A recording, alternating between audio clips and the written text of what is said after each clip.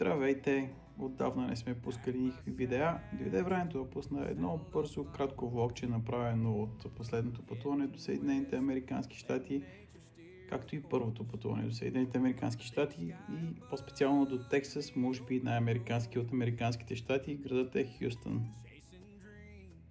Кадрите са от разходката с Uber.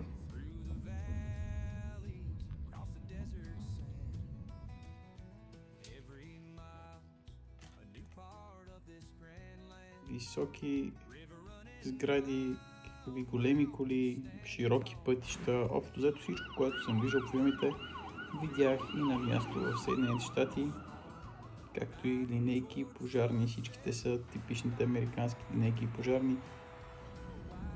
Решихме да направим една кратка разходка до Спейс центъра на НАСА в Хюстън, което всъщност може би е една от най-интересните дестинации в Хюстън.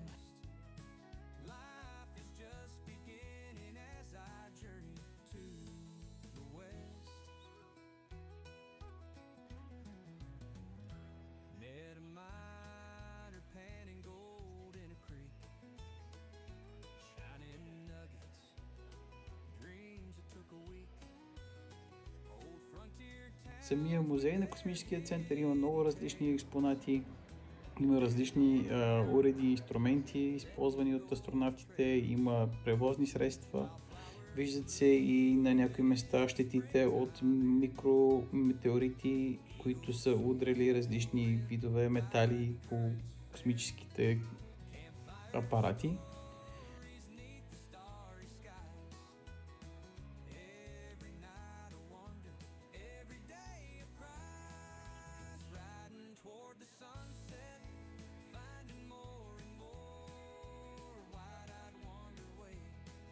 Има дори и части, донесени, разбира се, от Луната и от Марс, които много малка част, тези малките са изложени за посетителите и посетителите биха могли да докоснат с пръстчето си част от Марс или част от Луната.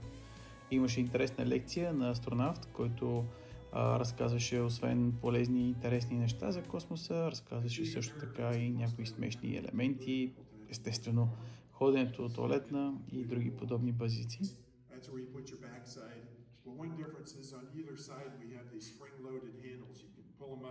Turn them over your legs so you don't float off in the middle of the job, which is kind of inconvenient.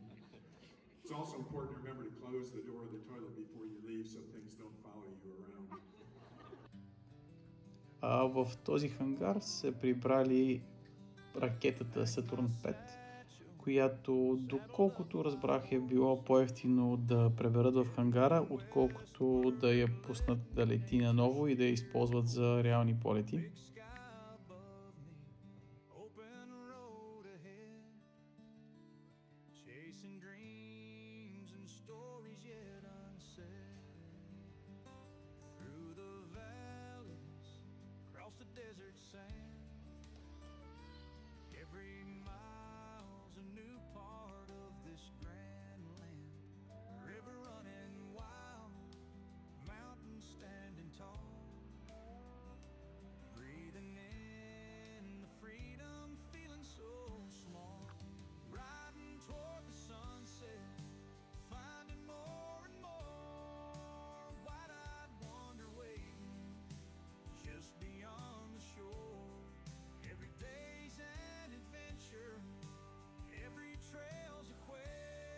Там се вижда и совалката Independence, която преди е била известна като Explorer. Тя е детална, пълномащабна реплика на истинската совалка, създадена е от Грант Ли в Флорида по документацията на НАСА и нейните партньори. Първоначално е била изложена в Космическия център Кенеди 1993 година, а по-късно е преместена в Космическия център на НАСА в Хюстън.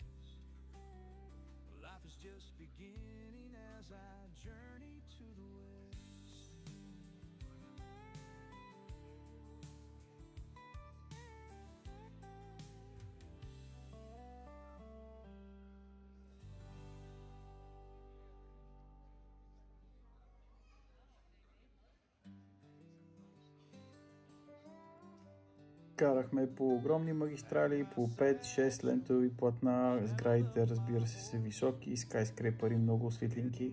Беше красиво, точно както по филмите. Отидохме също така и до Gulf of Mexico, сега в момента е известен като Gulf of America, и успяхме да се топнем за малко в океана.